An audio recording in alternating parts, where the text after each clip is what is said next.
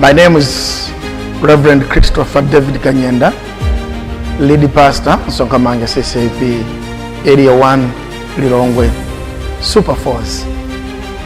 You are welcome to Msonkhamanja Ccap, and I encourage you to be liking and subscribing our page. We are on Facebook and YouTube, Twitter, and other avenues. Once again, you are welcome. Thank you. Koma kulimbana ako kumadzera mu maganizo. Pali ulimbana mmoyo mwathu pakati pakuwala ndi mdima, pakati pa zabwino ndi zoyipa, pakati pa chilungamo ndi kusowa chilungamo. Pali nkhondo yayikulu yomwe ifuna kutenga ulamuliro pa miyoyo yathu. Nthawi zina kufika paja ponena kuti munthu sudziwa chochita. Masiku ano zinafika paja poti matenda ambiri amene anthu tikudwala amaoneka ngati ni matenda athupi pamene ali matenda amaganizo. Munthu fika popita ku chipatala, adokotala nthandizeni,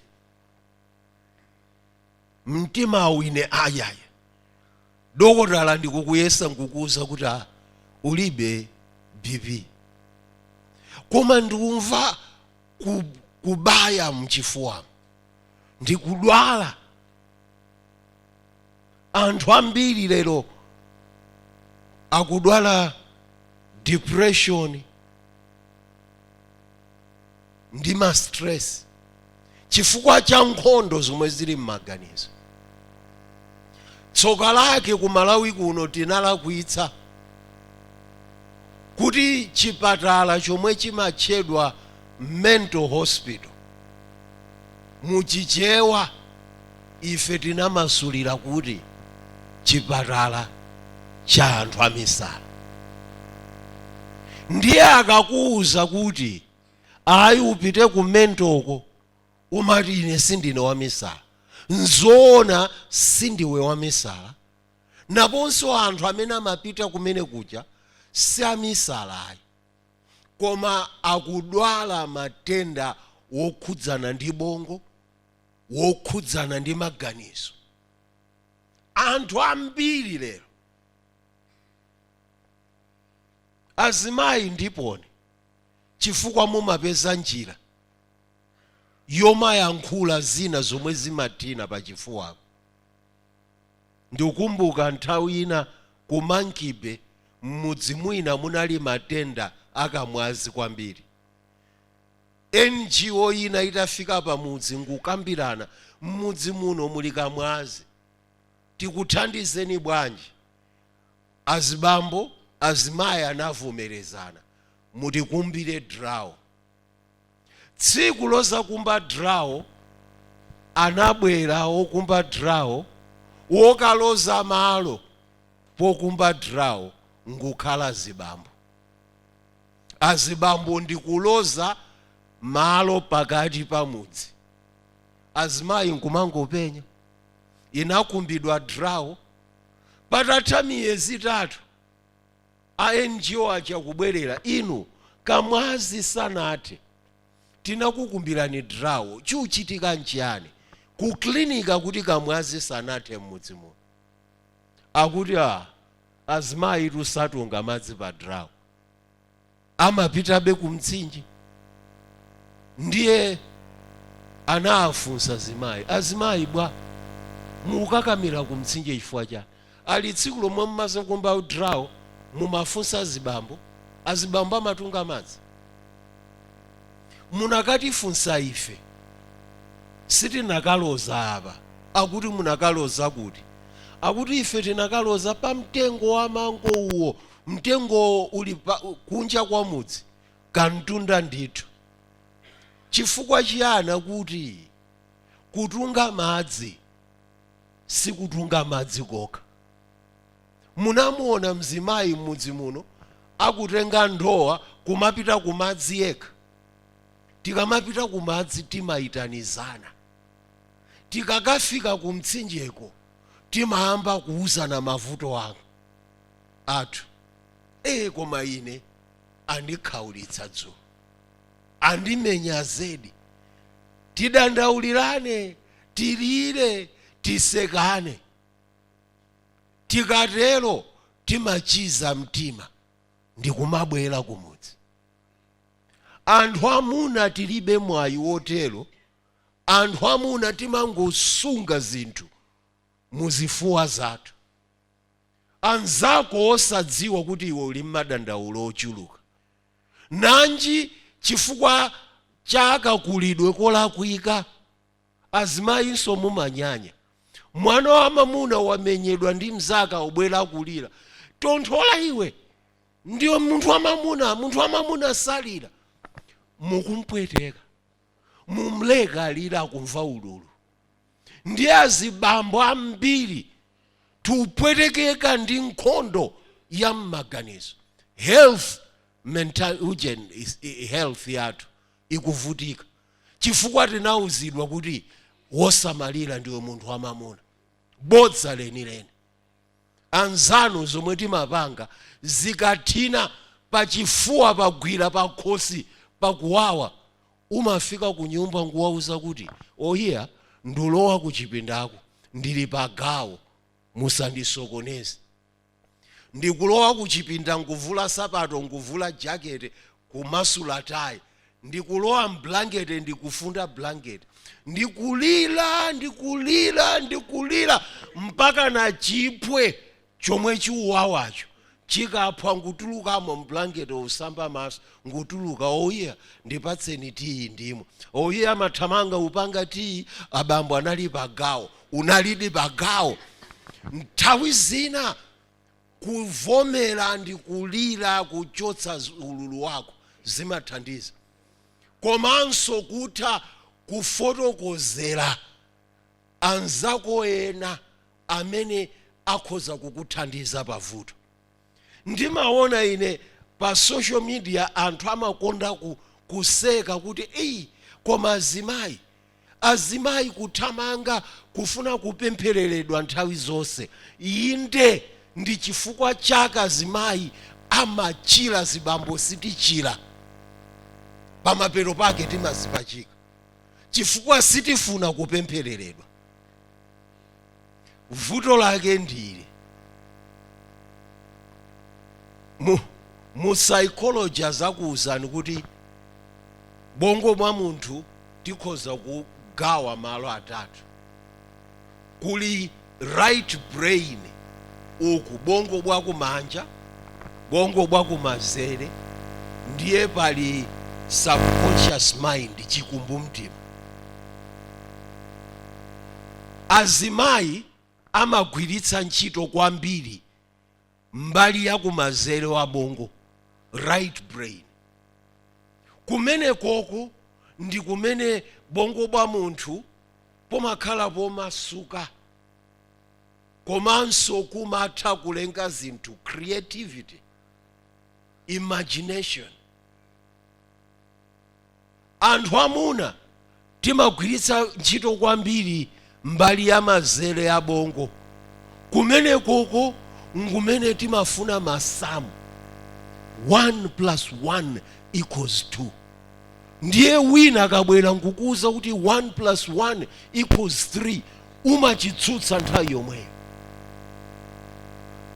Ndiye chomwe chimapangika nchoti kaya iwe wamvera zinthu choka kumanzere kaya ndi kumanja, umayankhula chikumbumtima, subconscious mind. Chikumbumtimacho, subconscious mind, chimamva zinthu zili zonse mu present tense. Ndiye abusa akanena kuti amene mukudwala abwerani kutsogolo, ndiye ndikupemphera nkunena kuti mu dzina la Yesu wachira. Azimayi chifukwa cha kugwiritsa ntchito kwambiri right side ya brain, azimayi amazavomera kuti amen, haleluya. Mzibambo iweyo kunena kuti in Jesus name you are healed, mzibambo amati paupwetekabe, akufuna umboni. Mzibambo akupanga zomwe zija anapanga Thomas, sinkhulupirira ine, bokaboka ntatenga chala changa ndikulowetsa pamabala pamene panalowa Msomali. Azibambo timafuna zinthu zandi, ndiye chifukwa chofuna zandizo, zinthu zoyendera chikhulupiriro wosati maso zimatisemba. Koma chomwe ndifuna unena nchoti tili pa nkhondo ya maganizo. Satana akubwera ndi maganizo ake wopotoka, pamene Mulungu akufuna kuti ife tiziganiza maganizo ake a Mulungu, maganizo ake amene ali wolongosoka. Ndiye nkhondoyo ndi yayikulu kwambiri. Ndi chifukwa chake azibambo tikugonja mofulumira, chifukwa Satana amati amwene tangozikwezani muthane nazo basi. Ndiye amafupikitsa imfa. Sitiona kutalika kutenga chingwe kapena kutenga tamiki ndikumwa ndikufa, zimakhala zapafupi zedi. Ndipo nkhondozi nthawi zina sizitengera kuti kodi iweyo ndiwe bwana ku ofesi kwako, kodi iweyo uli ndi chuma chanje. Zikamba kumenyeka nkhondo za mu mtima zikhoza kuugonjetsa. Posachedwa apa mulilongwe muno munthu wina anazipha, koma munthuyo businessman wolemera. Zimafika nkhondo za m'maganizo kuti ndalama sikhala yankho. Chomwe Satana amazafupikitsa ndi chingwe ndi temiki, ungochotsa moyo wako. Tili pa nkhondo, nkhondo yolimbana kuti Mulungu kodi ndiye amene alamulire moyo wanga kapena ayi. Aliyense munthu mu moyo mwake muli mpando wa ulamuliro. Ndiye umayenera kusankha kuti pa mpando wa ufumu wa ulamuliro wa moyo wanga azilamulira nda. Ndiye nkhondoyo imabwera kuchokera mu zomumaganiza. Zomumaganiza zimabwera chifukwa cha zomwe iwe unaphunzitsidwa, cha zomwe momwe iwe unalereredwa. Mkulu wa mpingo ukafika pomuuza mkazi wako kuti ukupanga masewera, ndikhoza kuvula bachi ya ukulu wa mpingo, ine ndine mngoni ineyo, sutengeranso kuphunzitsidwa kwa maulungu mmoyo mwako. Ukutengera chikhalidwe cha mtundu wako, cha chingoni cha ndewu. Ukakhala mchewa, mwina sumuopseza mkaziyo, umangoti uona, ndiye umayamba khalidwe lozizimbayitsa. Kena kazima mveka kuti iyi akuti akwatiranso kutsidyako ndi kutsidyako. Abambo, mwakatenga mkazi wina, iwe zomumapanga pa khomo pano sizinikondweretsa. Ndiye bwanji summanena mchewa kuzizimbayitsa. Wamenya nkhondo ya m'maganizo kugwiritsa ntchito chikhalidwe. Ukakhala msena, ndiye suchedwa nzakubabada. Ndipo umapeza kuti chikhalidwe chimenechi nthawi zina chimatumphukira ungakhale pakati pa atsogoleri amipingo. Mwaziona ndewu sizabuka sabata yatha zamtchalichi. Zimene zija sizikufumira muchikhalidwe cha mawu a Mulungu awa ayi. Zikufumira muchikhalidwe cha mitundu yathu momwe tinaleredwera. Anatilera kunena kuti pakakhala mavuto yankho lake ndi ndewu. Kupanda basi munthu ukasemphana ni munthu maganizo mmenye basi. Si chikhalidwe chochokera m'mawu a Mulungu. Socialization yathu Satana amakwerapo ndi kumasintha momwe timaganizira. Munthu ndoda, iweyo wabereka ana 6, ana 6 akupita ku skulu kwa mwenye kondo, koma ukulipirira fees ana akuchibwezi ku private.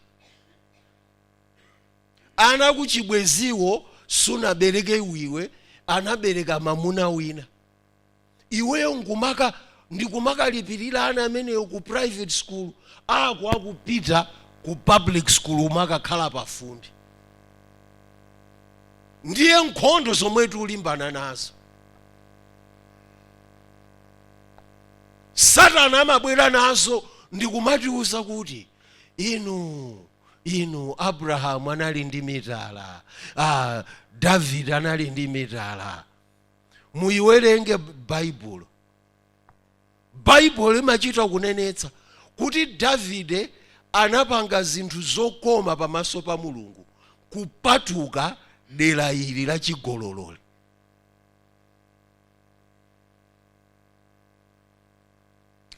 Ndiye popeza ku CCAP amaletsa mitala, tingokhala nazo zibwezizo sitichitoulutsa kuti takwatira. Muli ndi mitalabe. Kaya mumazicha zibwezi, muli ndi mitalabe. Ndipo mitalayo imatsutsana ndi ubwino wake wa Mulungu. Mulungu anakadziwa kuti munthu amamuna amafuna kuthandizidwa ndi akazi ambiri, sanakalenga Hava yekha. Anakamulengera akazi ambiri kuti ayambe kumthandiza Adamu, koma analenga mkazi mmodzi chifukwa anali wokwanira. Tili pa nkhondo osati yamasewera. Nkhondo yomwe ikupangitsa anthu kuti akhoza kukhala akuba koma wosaona kuti akulakwitsa china chilichonse. Ndikumaona kuti zili bwinobwino. Nthawi zinanso ngumanena kuti ndikudalitsika mmoyo mwanga, koma akudziwa kuti ndikuba. Ndiye nkhondo zomwe tulimbana nazo miyoyo yathu.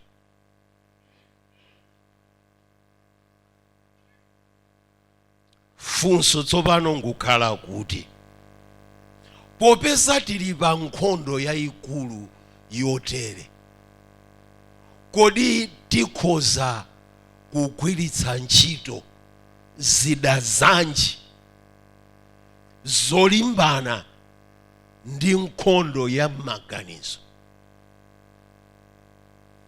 Ndinanena dzulo kunena kuti zinthu zomwe zimalowa m'maganizo mwathu zimalowa kubzolera mu zinthu zomwe timaona, zinthu zomwe timamva, zinthu zomwe timanunkhiza, zinthu zomwe timalawa ndi zinthu zomwe timakhudza.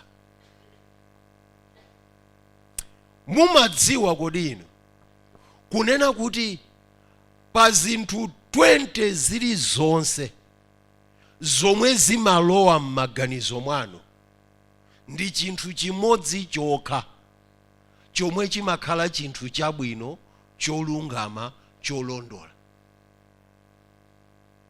For every 20 things that come across your mind, only one thing is positive.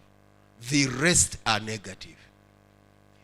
Chifukwa cha chimenechi pamafunika tsopano iweyo kukhala munthu wosamala kuti kodi chomwe chulowa mmutu mwangamo ndi chabwino nchoyipa. Chikakhala choyipa uchikaniretu kuti usayambe kuyikapo maganizo ako. Uchikaniretu. Ndi chifukwa chake Ambuye Yesu ananena kuti kati ndi diso lakuchimwitsa ulikolowole ulitaye. Samanena kuti tizikolowola maso ayi.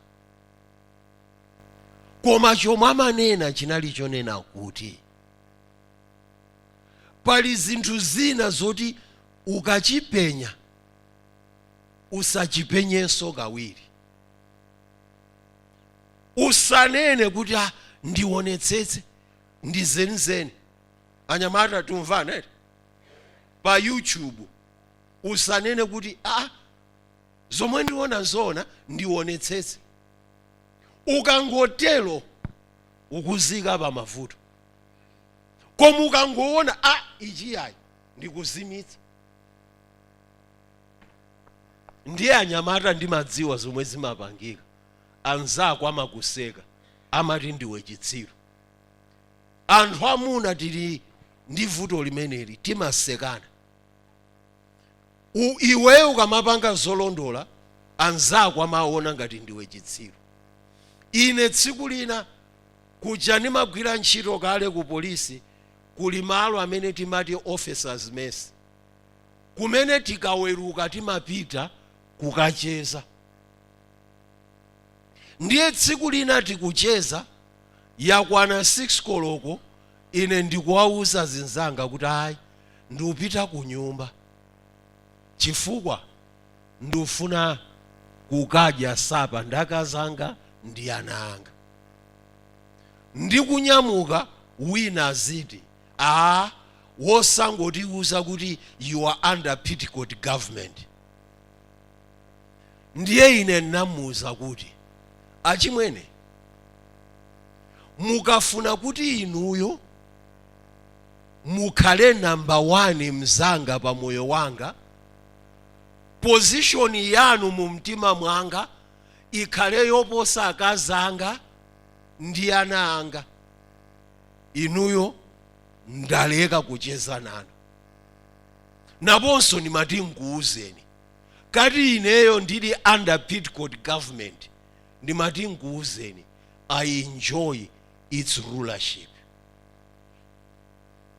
Achimwene munasankha kukwatira ndi kubereka ana.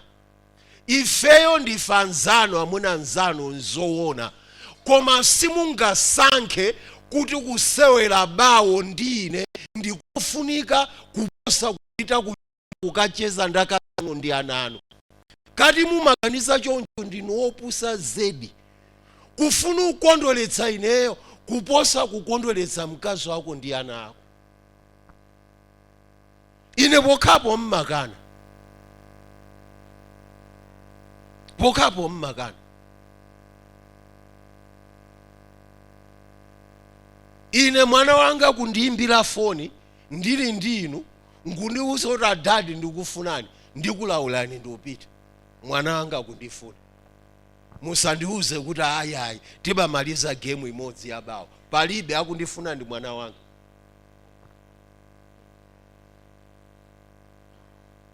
Kati akazako ndi ana ako sakhala number 1 mmoyo mwako umakwatirira.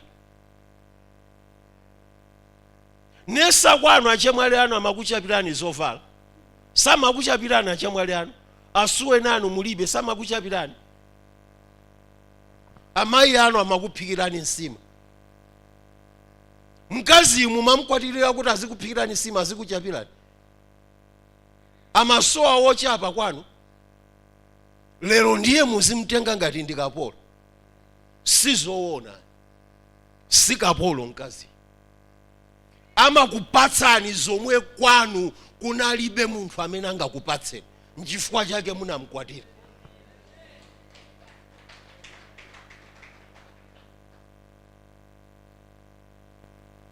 Ndiye tikuti zida zilipo. Chida namba 1 ndi ichi, mawu a Mulungu. Ndingokuwerengerani mavesi wochepa chabe pa Salimo 119 zokhudza mawu a Mulungu. Mawu akulu pamene pakuti chilamulo cha Mulungu ndi chokondweretsa, adalitsidwa akuchisunga. Odala angwiro mu mayendedwe awo, akuyenda mu chilamulo cha Yehova. Odala iwo akusunga mboni zake, akufuna ndi mtima wonse. Inde sachita chosalungama, ayenda mu njira zake. Inu munandi pepani masowa twa munatilamulira tisamalire malangizo anu ndi changu. Ha, mwezi zitakhazikika njira zanga, kuti ndisamalire malemba anu. Pamenepo sindidzachita manyazi, pakupenyerera malamulo anu onse. Ndidzakuyamikirani ndi mtima wowongoka, pakuphunzira maweruzo anu olungama. Ndidzasamira malemba anu, musandisiye ndithu. Mnyamata adzayeretsa mayendedwe ake bwanji, akasamalira monga mwa mawu anu. Ndinakufunafunani ndi mtima wanga wonse, ndisasokere kusiyana nawo malamulo anu. Salimo 119 yonse likunena zakukoma kwa mawu a Mulungu. Mulungu anatipatsa mawu ake awa kuti athandizire kusamalira maganizidwe athu. Tikayamba kusamalira maganizidwe athu ndi kumalondola mawu a Mulungu, timayamba kuona madalitso miyoyo yathu. Kodi mumadziwa ino ena achidwi ndi mawu a Mulungu ama research anafufuza ndi kupeza kuti mu Baibulo muli malonjezano 1178 promises, malonjezano, zinthu zomwe Mulungu akulonjeza kuti ndi malonjezano pa miyoyo yathu. Ndiye ife kati mawu a Mulungu sitiwadziwa, malonjezano a Mulungu pa miyoyo yathu sitiwadziwa, sitiwagwiritsanso ntchito. Munditsatako chitsanzo chapafupi chomwe ine ndimakonda unena ndi ichi. Yesu akunena kuti ine ndadza kuti inu mukhale ndi moyo, moyo wake wochuluka. Lonjezo.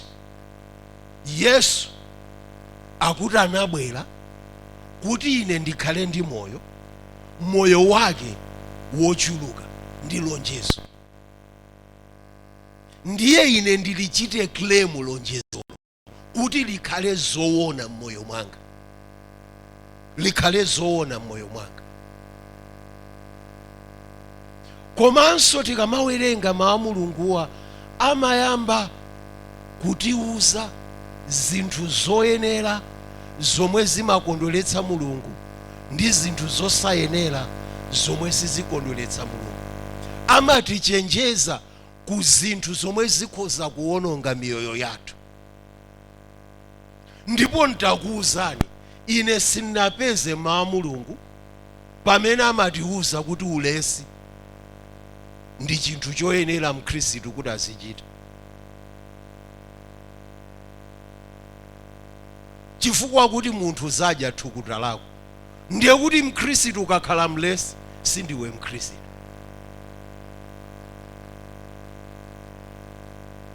Tutsatana ko. Koma kati pali anthu aulesi ndi akhristu, nthawi zina ulesiwo timaupezera excuse ya spiritual. Ayi sinditha upanga izi, ndili pagawo. Kodi inu mumangokhala pagawo? Inu nokha umangokhala pagawo, inu nokha. Ndiye muganiza kuti muzidya chani pakhomo pa? Amene anakuwuzani kuti sunga mapemphere mbali iyi ukulima nda. Khasu lili m'manja uli Ambuye Yesu ndimakukondani, Ambuye Yesu mudziwa ana anga alibe school fees, ndikukupemphani mundipatse fees. Ukugwira ntchito ukukupemphera. Akuluakulu izizi zomanena kuti akulu ampingo a Dzonzi tipempherereni, ndikumanena kuti woyera akwana? Ayi sanakwana, wakhala mmodzi. Amwene kati inuyo kupemphera, mukati upemphera nkumene koko simunafike pa mavuto. Chifukwa ukakhala kuti uli mmavuto ulibe nthawi yomati kuti ndachula woyera okwanira, umangoyambapo. Ambuye Mulungu wanga, inuyo mudziwa ine ndine mwana wanu, ndili pa mavuto zedi, ndili pa mavuto zedi Ambuye, woti inuyo mukapanduchitapo kanthu ineyo ndili pa ulendo.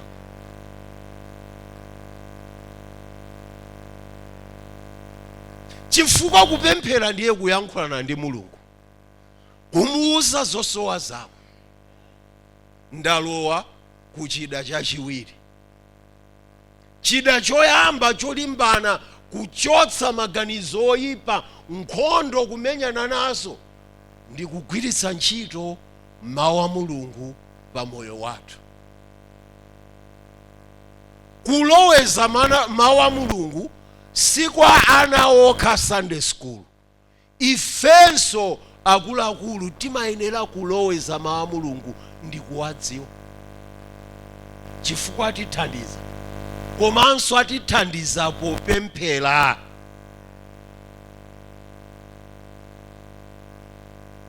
Kupemphera ndiko kuyankhulana naye Mulungu. Kupemphera koma ngopemphera utakhala pasi utatseka maso, ayi sunafikepo.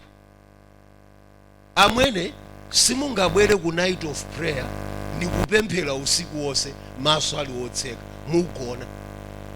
Timafika popemphera maso ali otseka.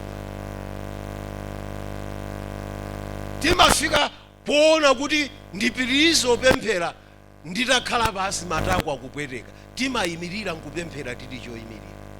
Kufika poti kuyimirira kwatopetsa nkupezeka kuti munthu mpaka ugona pasi kupemphera. Ndiye amazabwera mkulu wa mpingo Dzonzi wachizimuzi, koma amayi inu mumakonda ulira popemphera, chimenechi si chilongoso. Ndiye umamuyang'ana nguti inuyo ndinu inuyo. Bwanji tiyimbe nyimbo iyi. Pemphero ndi kokulela ngakhale misozi. Akulu ampingo,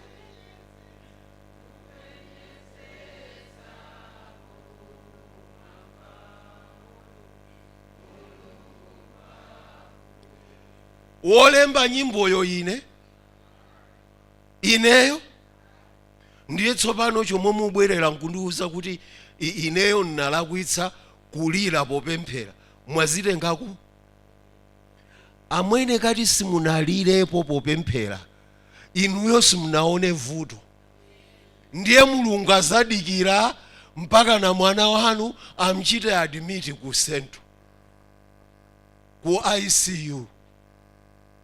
achimwene night of prayer mukaipanga inuyo ku ICU. Akazanu kulephera kuti abambo tisinthane, ineyo ndinagona pang'ono, inuyo tagona ninso kuti mkazi wa chibwana iweyo ndigone mwana wanga ali chonchi. Amwene haine sinditha night of prayer, simutha chifukwa simunapaniziki. Mukazapanikizika muzaitha night of prayer. Hayi ineyo kusala hayi asingakwanitse tsiku la thunthu osadya, muzasala akazanu ali mtembo mnyumba, azimayi nkubwera nkukuzani kuti aphika ujeni chakudya, atapha mbuzi yonenepa yanu ija, inuyo nkuyikana nsimani. Haya ine fasting haya naponso zinayamba liti zimenezi mchalichi. Sunaone mavuto. Ntili nazo zida tati mawu Mulungu chida chathu number 1, pemphero chida chathu number 2. Mulungu anatipatsa zida zimenezi kuti ife tithe kuzigwiritsa ntchito. Koma vuto lomwe tili nalo ambiri ndili timafuna upanga zinthu izi mu mphamvu yathu.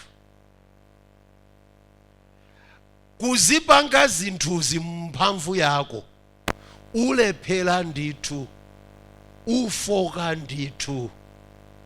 Yesu polawira ophunzira ake akuti akuluakulu ndiyenera kubwerera kumwamba, chifukwa vuto lomwe linachitika ndinabwera mu thupi lino chifukwa ndimayenera kupita pa mtanda ndikakufereni.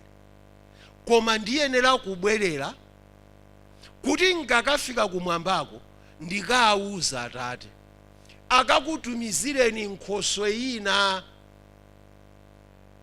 amene ndi Mzimu Woyera, amene azakhala mwa inu komanso azakhala ndi inu.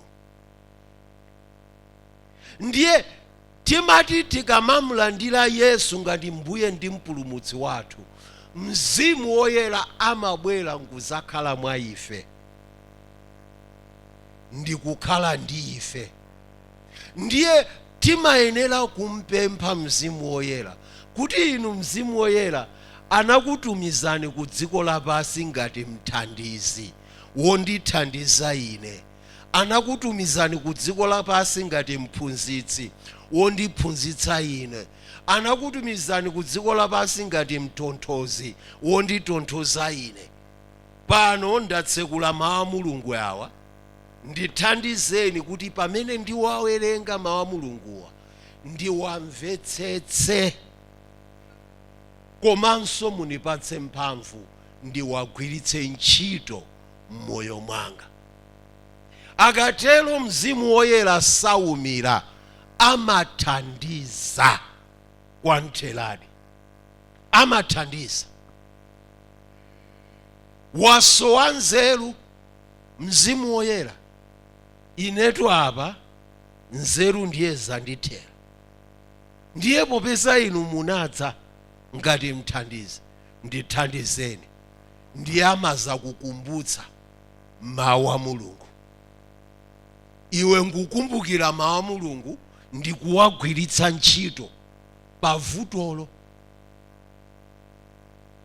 Ndiye zinthu izi zimadyetserana.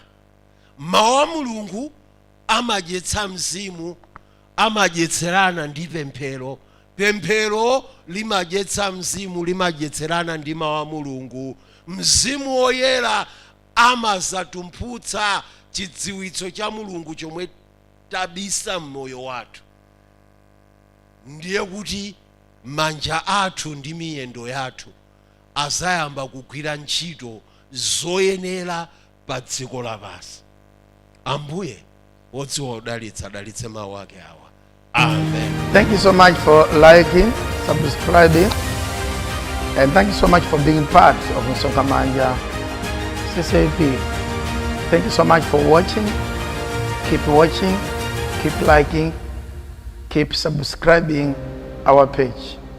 You are blessed. Thank you.